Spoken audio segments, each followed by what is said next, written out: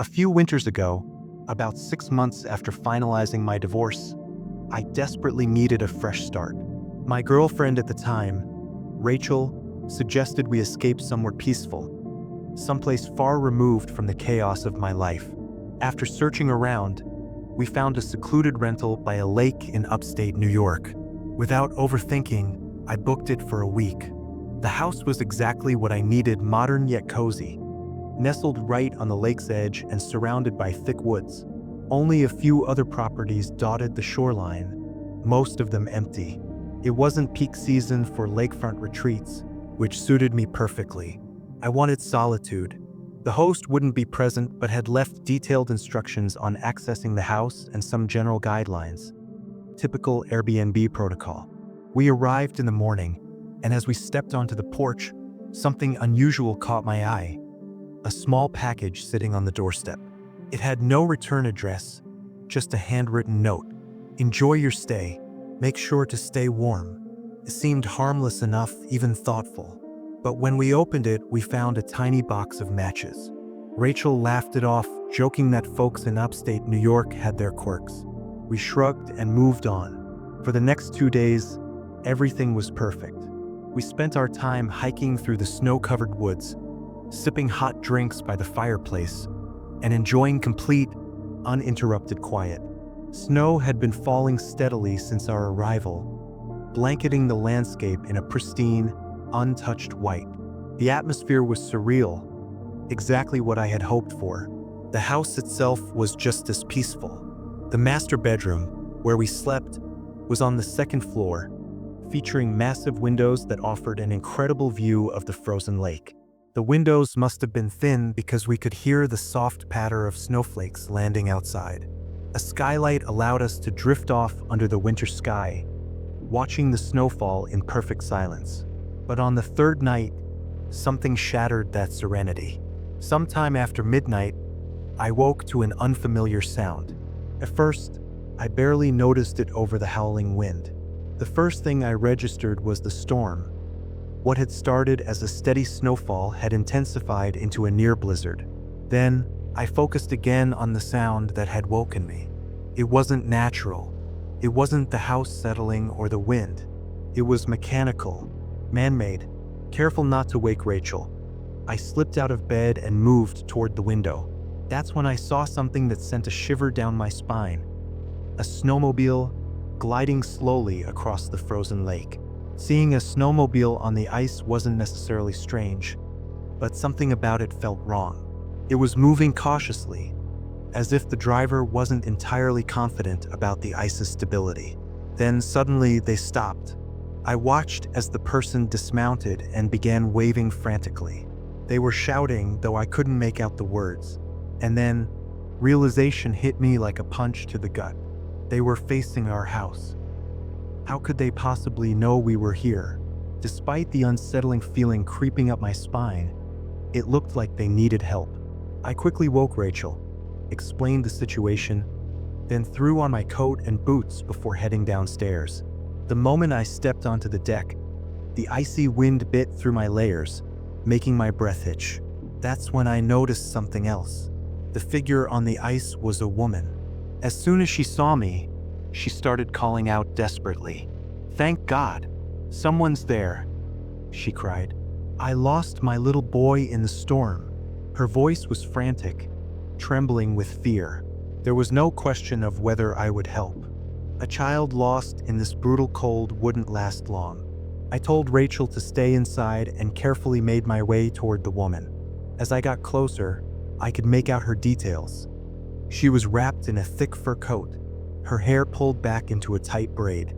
The ice beneath my feet was solid, eliminating my initial fear that her son might have fallen through. That brought a small sense of relief. But then, she said something that made my gut twist. She claimed the boy had run away from home, and she had been searching for him. Something about that didn't sit right. I had expected her to say he'd fallen off her snowmobile or wandered off. But running away, in a storm like this? As I processed her words, my instincts screamed at me. And then, she said something that made my blood run cold. "Did you still get those matches?" And she was smiling, For a moment, I stood frozen, my mind scrambling to make sense of her words. Then it clicked.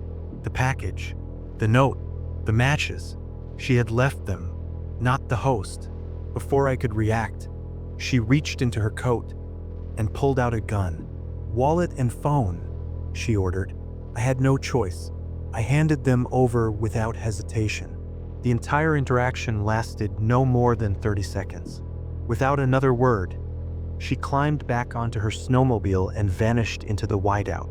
As soon as she disappeared, I turned and sprinted back toward the house, shouting for Rachel to call the police. She was already on the phone when I burst through the door, locking it behind me.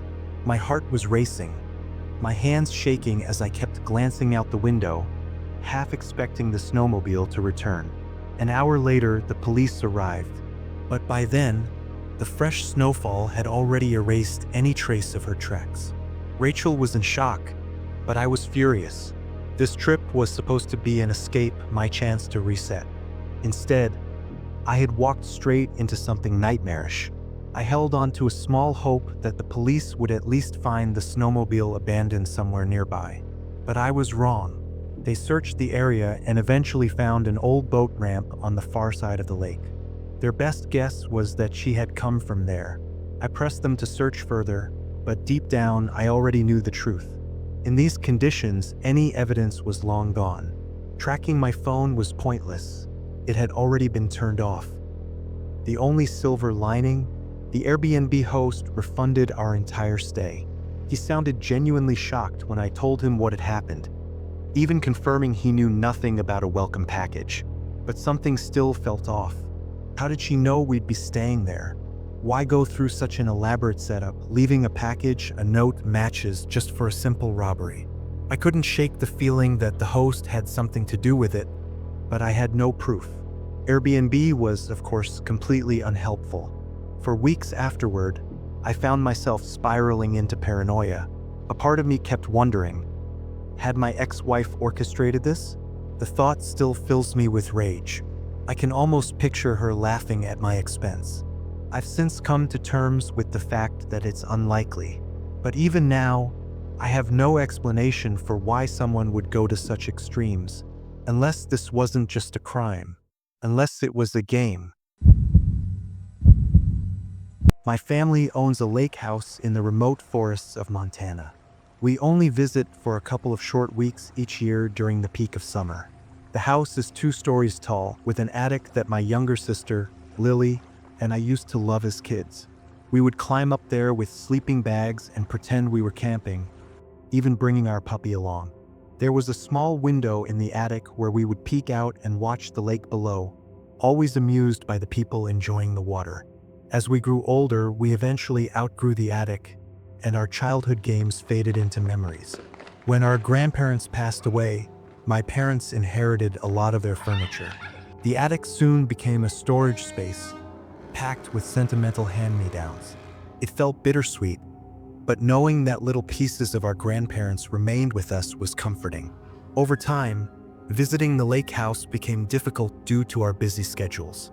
At best, we could manage a week-long trip, but nothing beyond that.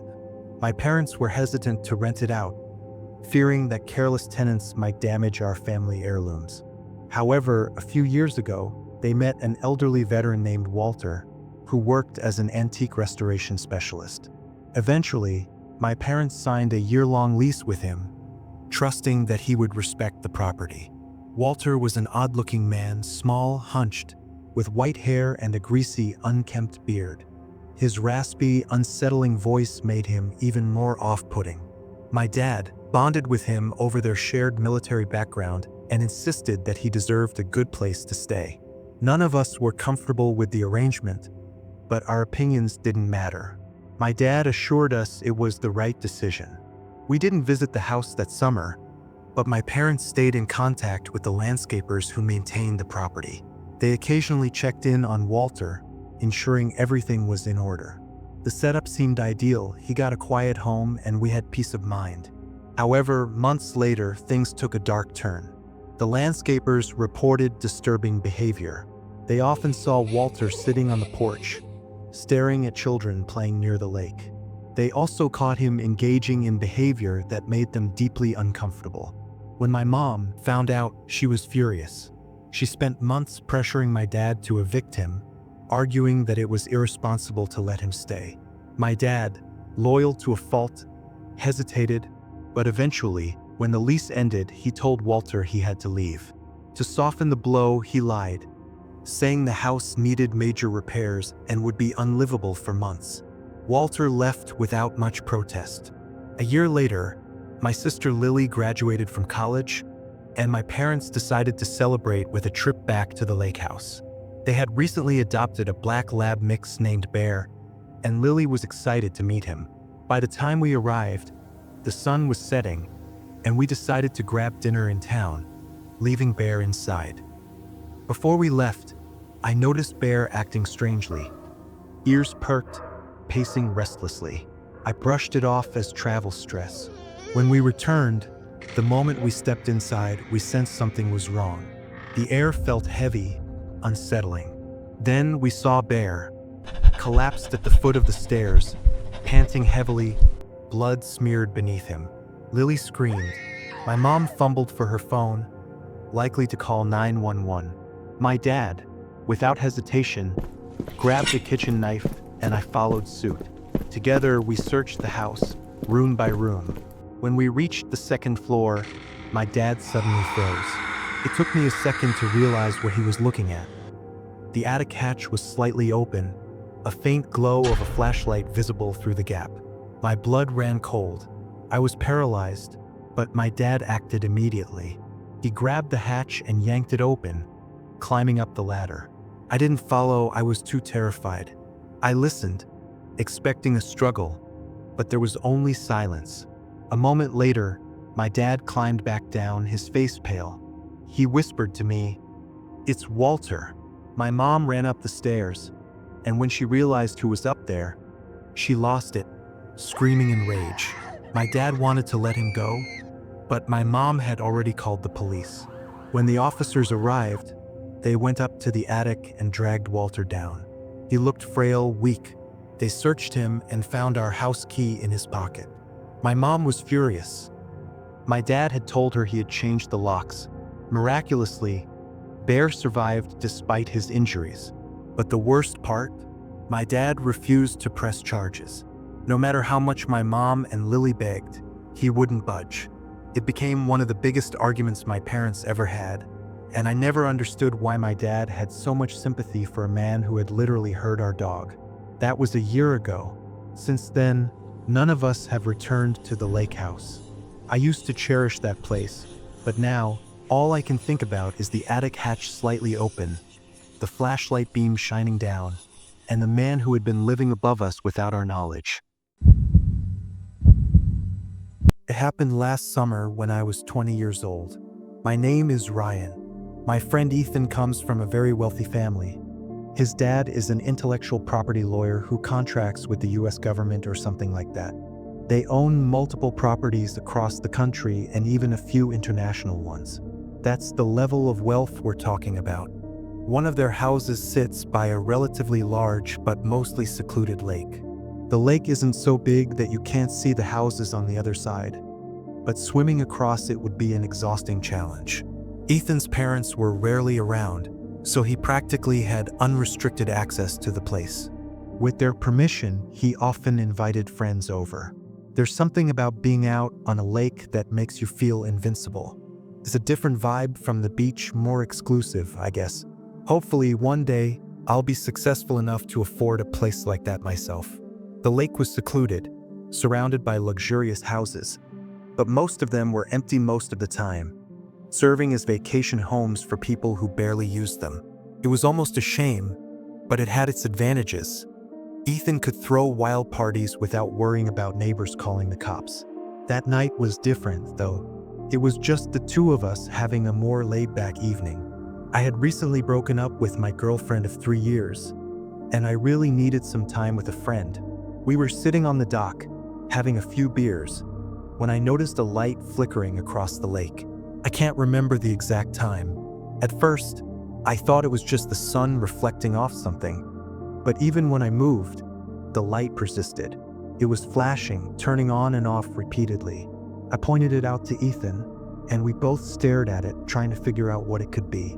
After a moment, we realized the flashing followed a pattern. 3 short bursts, 3 long ones, and then 3 short ones again.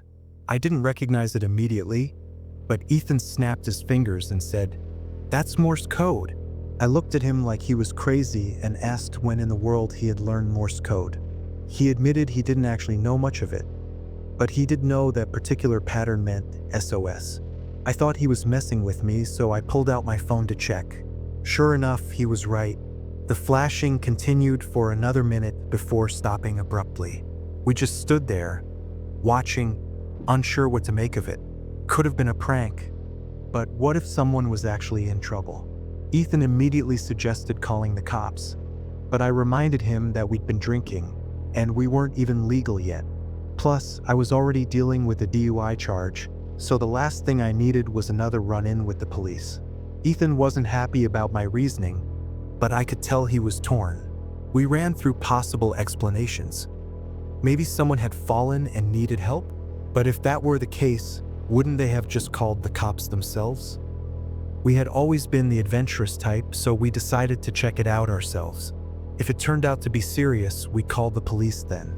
Before heading out, we went inside and grabbed a few switchblades from Ethan's older brother's room. He was kind of an odd guy and had a bunch of them lying around, just for peace of mind. Ethan wanted to drive around the lake to the house, but I wasn't comfortable with that, given my situation. He joked about it and I laughed it off. Since driving wasn't an option, there was only one other choice. We dragged Ethan's dad's kayak into the water and paddled out. At first, we were laughing, enjoying the adventure, but as we got further out, the mood shifted. We both started to realize how reckless this was, but neither of us wanted to back out. The sun had almost fully set, and visibility was getting worse. It wasn't pitch black. Some lake houses still had their lights on, but it was still unsettling. As we approached the house, it became clear that, unlike the others, this one wasn't well maintained. The dock was half collapsed, with part of it sunken into the water. Worse, the flashing light had completely stopped. We had planned to tie the kayak to the dock, but given its condition, that wasn't an option. Fortunately, the yard wasn't too high above the water, so we beached the kayak on the shore.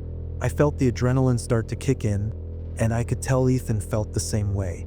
The light had come from the second floor, we knew that much. Ethan was getting nervous and suggested we leave and call the police. I reminded him that we'd have to kayak all the way back to his house just to get a signal. I also pointed out that we had explored plenty of abandoned buildings before. This wasn't much different. He wasn't convinced but agreed anyway. We didn't go through the front door, that would have been suicide. Instead, we crept around the house and found an unlocked window. Slipping inside, we quickly realized the house wasn't just abandoned. It was completely empty. No furniture, no junk, no signs that anyone had ever lived there. Cautiously, we moved through the rooms, looking for the stairs. Everything was just as empty as the first room had been. We eventually found the stairs and slowly made our way up. I made a mental note of the window we had entered through. We reached the door of the room where the light had been flashing. Pressing my ear against it, I heard nothing. I glanced at Ethan, he nodded. Carefully, I pushed the door open. The room was empty, except for one thing near the window. I tiptoed over and realized it was an old projector, facing outward. Immediately, alarm bells went off in my head. This was a setup. Someone had placed this here on purpose. Ethan must have realized the same thing because, without a word, he bolted. I turned and sprinted after him. As we ran down the stairs, I heard a door swing open upstairs, followed by heavy footsteps. We reached the window we had come through. Ethan jumped out first, and I wasn't far behind. As I climbed through, I heard someone charging down the stairs behind me. I didn't look, I just ran. Ethan had already reached the lake's edge. As I caught up, I heard him curse. The kayak was gone. I turned, and from the side of the house, a figure appeared, sprinting toward us. He was fast. I couldn't make out his face, but he was big. definitely an adult. Instinctively, I pulled out my switchblade, ready to defend myself. I expected Ethan to do the same, but instead, he turned and dove straight into the lake, clothes and all. I didn't think. I just followed. The water was freezing, but that didn't matter. We swam as fast as we could toward Ethan's house. The swim felt endless, but fueled by pure adrenaline. We made it. By the time we pulled ourselves onto the dock, I was shaking violently from the cold. We ran inside, locked every door, and called the police. Took them nearly an hour to arrive. Completely ridiculous. When they finally did, they went across the lake to investigate. They were gone for a while. When they returned, they told us exactly what I had expected. There was no one there. The house had been abandoned for years. No signs of recent activity. No footprints. No belongings. Nothing. The cops weren't happy with us. We got the whole "why didn't you call first" lecture. Ethan's parents were even angrier. Let's just say I wasn't invited back to the lake house after that.